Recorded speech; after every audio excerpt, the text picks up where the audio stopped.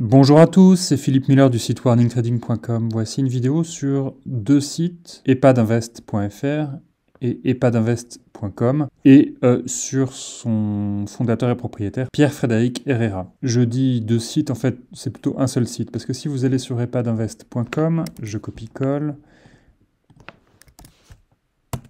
hop, vous êtes automatiquement redirigé sur epadinvest.fr. Donc c'est un site qui propose de l'investissement dans les EHPAD, hein, c'est très à la mode, l'investissement privé dans les chambres en EHPAD pour financer la dépendance du troisième âge. Et rien que ça, bah là c'est pas du tout illégal, mais bon, c'est un peu sulfureux parce que la presse généraliste a pu raconter que ces investissements en fait ne rapportent pas autant qu'ils le promettent. Voilà un article du Parisien. Quand investir dans une chambre d'EHPAD tourne mal, les gestionnaires imposent des baisses de loyer jusqu'à 30%. C'est-à-dire que, en fait, quand vous avez investi dans une chambre d'EHPAD, vous êtes à la merci du gestionnaire de l'EHPAD, parce que c'est lui qui verse le loyer, c'est lui qui exploite l'EHPAD, et il y a eu quelques affaires dans lesquelles, en fait, les investisseurs ont été assez déçus. D'une façon générale, je vous mets ce lien vers cet article dans la description de cette vidéo. Vous y trouverez beaucoup plus de détails par rapport à ce que je vais vous dire maintenant.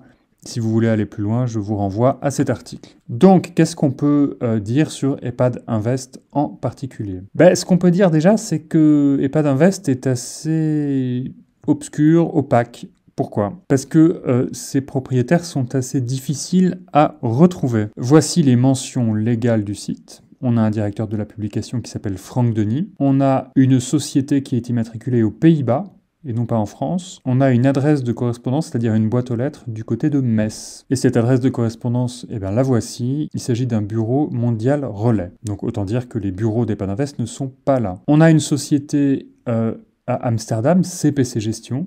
Voilà, donc pas en France.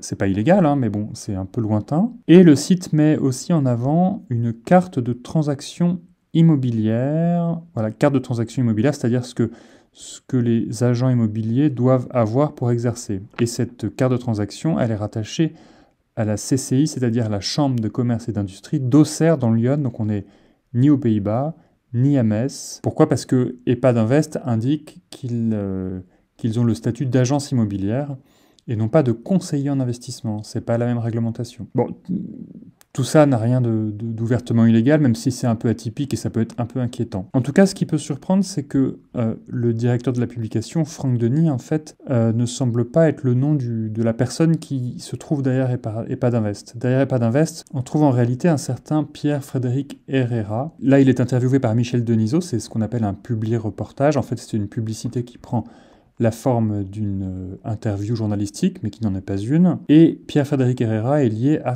13 sociétés qui permettent d'indiquer qu'il est effectivement basé dans Lyon, donc c'est probablement lui qui est titulaire de la carte de transaction. Mais ce qui peut achever d'inquiéter, c'est que Pierre-Frédéric Herrera est lié à une affaire qui s'appelle l'affaire Solabios, qui a été dénoncée dans la presse. Elle remonte à la fin des années 2000. C'est une affaire qui a été dénoncée par exemple dans Mediapart. Et cette enquête a fait l'objet d'un droit de réponse du fondateur et ancien PDG de Solabios, qui n'est autre que Frédéric Herrera. EHPAD Invest n'a pas une mauvaise note sur Trustpilot, mais cette bonne note globale, 4,7 sur 5, est mitigée par des avis très très négatifs, voire franchement agressifs parfois. Voilà ce que je pouvais vous dire sur EHPAD Invest. Pour aller plus loin, je vous conseille de vous reporter à cet article. N'hésitez pas à prendre contact avec nous pour nous faire part de votre expérience. Vous pouvez aussi la raconter dans les commentaires sous l'article ou dans les commentaires sous cette vidéo.